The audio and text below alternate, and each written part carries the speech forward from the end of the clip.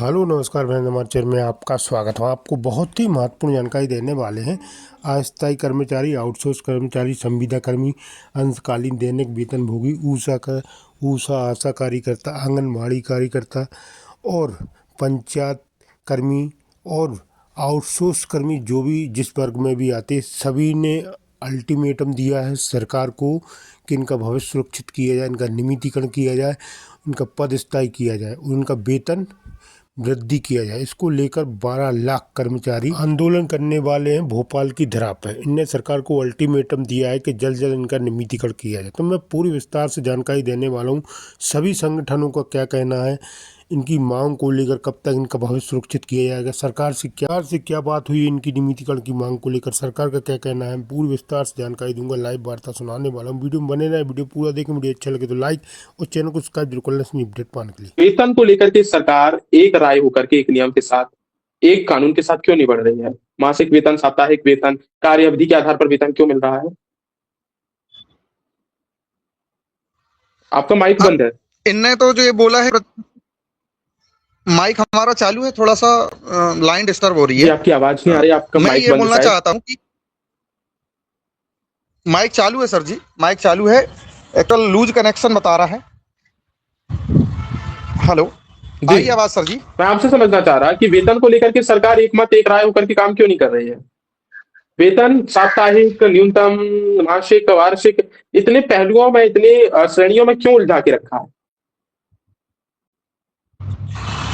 Sir, एक तो आपकी आवाज कट रही है और दूसरा ये है कि हम लोगों का जो मुख्य मांग है वो ये है कि हम लोगों को नियमित रोजगार दिया जाए और मासिक मानदेय दिया जाए, चाहे वो थोड़ा भी हो लेकिन मासिक होना चाहिए। हम लोग ये चाहते हैं। और दूसरी चीज, सबसे सुरक्षात्मक जो दृष्टि से हम लोगों को रखा जाए, क्योंकि हम लोग विषम परिस्थिति में जाकर काम करते हैं। सिर्फ ये चाहती है कि आप बंधुआ मजदूर की तो तरह काम अभी करिए। जो प्रति खसरा 8 रुपए के हिसाब से दिया जाता है, हम लोग संतुष्ट नहीं है।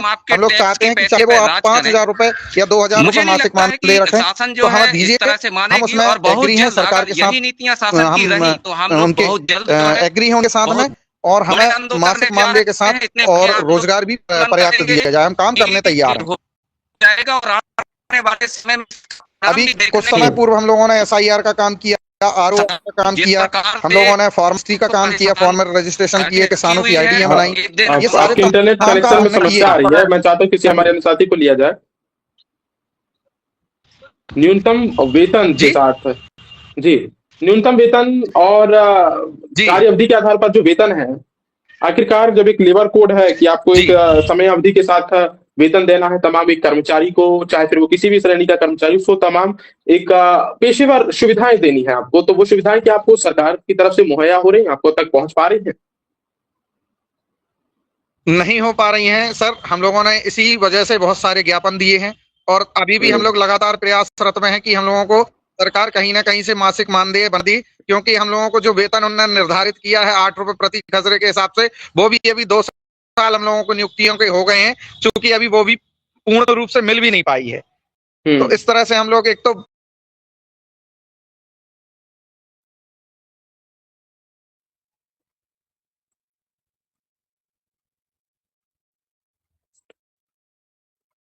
जी वासुदेव जी, मैं आपसे समझना चाह रहा, एक अंतिम में अभी जी, वो जगदीश है आपके साथ, अमित है, उनको बुलाओ ना सर। जी, मैं निवेदन करूंगा अपने सहयोगी से उनको लिया जाए। जी, क्या योजना, जी नमस्कार, क्या योजनाएं हैं आपकी ग्रामीण अंचलों में, और कैसे काम हो रहा है, कैसे सिस्टम की पोल खुलती है, कर्मचारियों के साथ सौतेला व्यवहार होता है?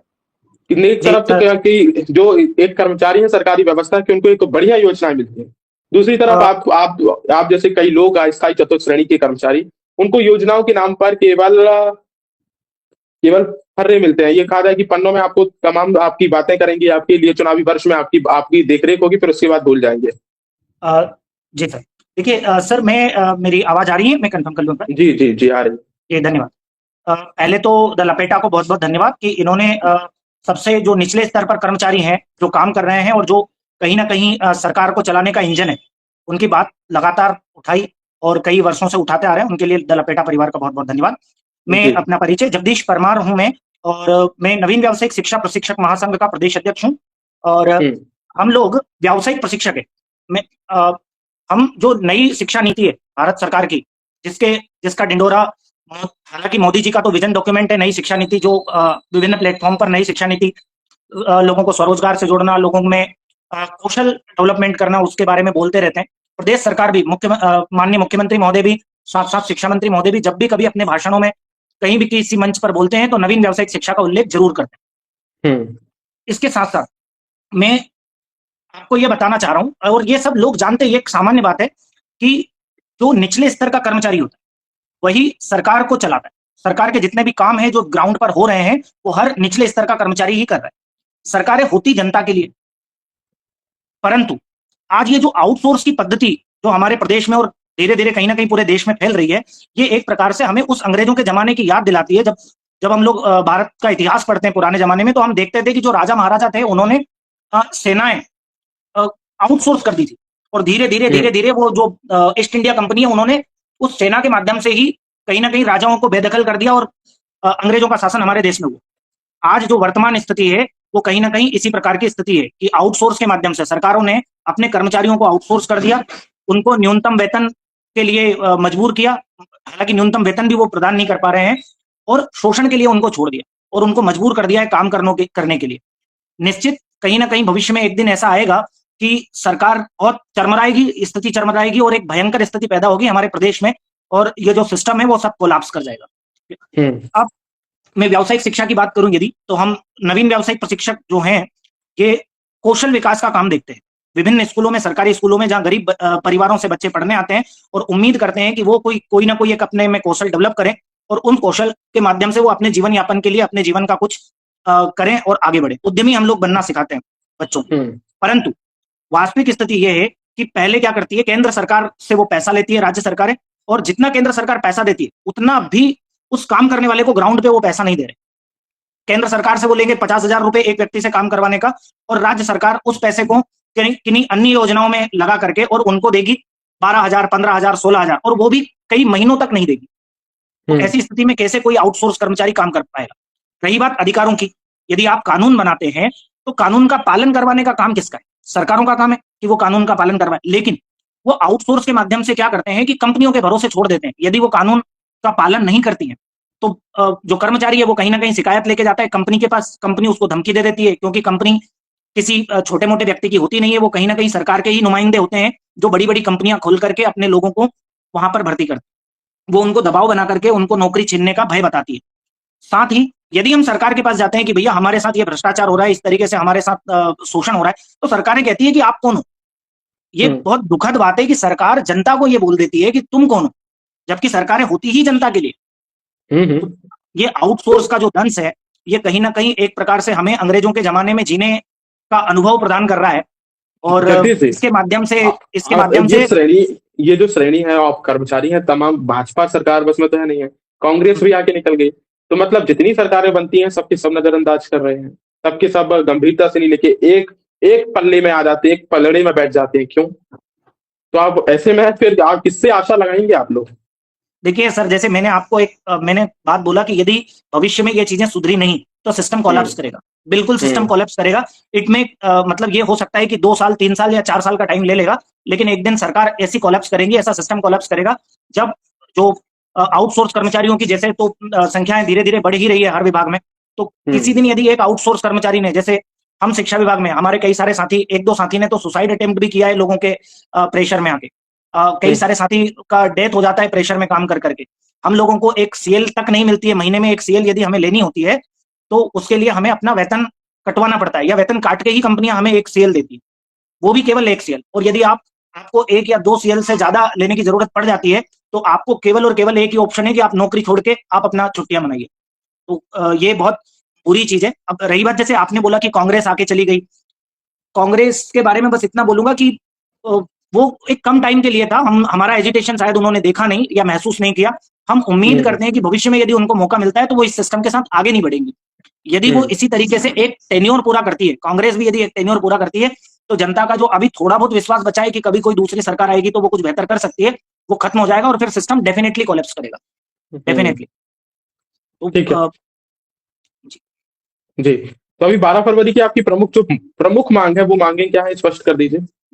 देखिए सर, 12 फरवरी को जो ये प्रदेशव्यापी पूरा धरना प्रदर्शन है, इसमें प्रमुख मांगे यही है कि ये आउटसोर्स पद्धति है, इसको आप खत्म करिए और ऐसा कोई एक निगम बना दीजिए जिससे अभी वर्तमान में जो कार्यरत कर्मचारी हैं उनके जो जीवन को जीने के जो परेशानियां आती है उनको कैसे उसका निवारण किया जा सके। जो न्यूनतम वेतन आपने लेबर एक्ट में बना रखा है तो उनको कैसे मिल पाए, सरकार इसकी जिम्मेदारी ले, और जो भविष्य में आगे आने वाले समय में उनका कैसे संरक्षण किया जा सके कर्मचारियों का, इस तरीके के डिसीजन लेके विभाग बना करके यदि वो काम करने के लिए आगे बढ़ती हैं तो अच्छी बात है। अदरवाइज ये धीरे धीरे एक बड़ा रूप लेगा और सारा सिस्टम कोलैप्स करेगा। कोई एक विभाग नहीं है, केवल शिक्षा विभाग नहीं है, आपका विद्युत विभाग देख लीजिए, जहां काम करने वाला कर्मचारी ट्रांसफार्मर पे ऊपर जाके जल जाता है, उसके बाद उसकी जो फैमिली है वो दर दर भटकती रहती है, उनको ना तो खाने का कुछ मिल पाता है, ना उनके जीवन यापन के लिए उनकी मूलभूत सुविधाएं पूरी हो पाती है। सरकारें अपना पल्ला झाड़ लेती है। अभी तक वो एक कर्मचारी है तो इतनी बड़े लेवल पे उनकी आवाज नहीं पहुंच पाती, लेकिन भविष्य में जब इनकी संख्याएं वापस बढ़ेंगी और ये जागरूक हो रहे हैं धीरे धीरे, इस हड़ताल का एक असर होगा कि लोग जागरूक होंगे कि हम लोग भी हैं और हमारी संख्या है, तो भविष्य में इसका वो आपको सरकार को, शासन को, प्रशासन को खामियाजा भुगतना पड़ेगा। जी, मैं अन्य साथी जो हमारे साथ लगातार जुड़े हुए हैं, जिनसे अभी तक एक भी बार वार्तालाप और वो अपनी बातें नहीं रख पाए हैं, उनको स्क्रीन पर लिया जाए ताकि 12 फरवरी की इस योजना के साथ 12 फरवरी को जो ये आप आउटसोर्स कर्मचारी में तमाम वो विभागों के वो पहलू, वो कर्मचारी, वो प्राथमिक के साथ शासन के जो रीढ़ बने हुए हैं, वो कैसे व्यवस्था को अभी तक थामे हुए थे, पर 12 फरवरी के बाद क्या हाल होगा और यदि सरकार नहीं मानती है तो अब अगला कदम क्या होगा? देखिए सर, मध्य प्रदेश शासन में सरकार को वोट बैंक के चक्कर में फ्री की रेवड़ी बांटने के लिए बहुत पैसा है, लेकिन जो शासकीय कर्मचारी के तौर पर जो नियुक्तियां की गई हैं, चाहे वो आउटसोर्स की हों, चाहे वो जब वो काम कर रहे हैं तो उनके कार्य को देखते हुए उनको वेतन नहीं दिया जा रहा। अब फ्री की रेवड़ी की अपेक्षा यदि वो शासन के कर्मचारियों पर ध्यान देने लगे तो ये नौबत भी ना आए कि उन शासकीय कर्मचारियों को इकट्ठा होकर सामूहिक रूप से धरना प्रदर्शन देना पड़े और ये यहाँ तक भी कदम उठाने पड़े कि अगली बार किसकी सर, तो ये भी ना सोचना पड़े। तो शासन को कहीं ना कहीं ये देखना चाहिए कि शासकीय कर्मचारी यदि काम अच्छे से कर रहा है तो उसकी आवश्यकताओं की पूर्ति करना प्रत्येक सरकार का फर्ज होता है, क्योंकि वो आगे चलकर वही शासकीय कर्मचारी एक बहुत बड़ा सपोर्ट लेकर सरकार के लिए खड़ी होती है। लेकिन जब सरकार इन सब विषयों पर ध्यान नहीं देती है तो मजबूरन होके लोगों को क्रांतिकारी तरीका अपनाना पड़ता है। जी, कुल मिलाकर के यदि नहीं होता है तो ये प्रयास, ये हड़ताल लगातार जारी रहेगी।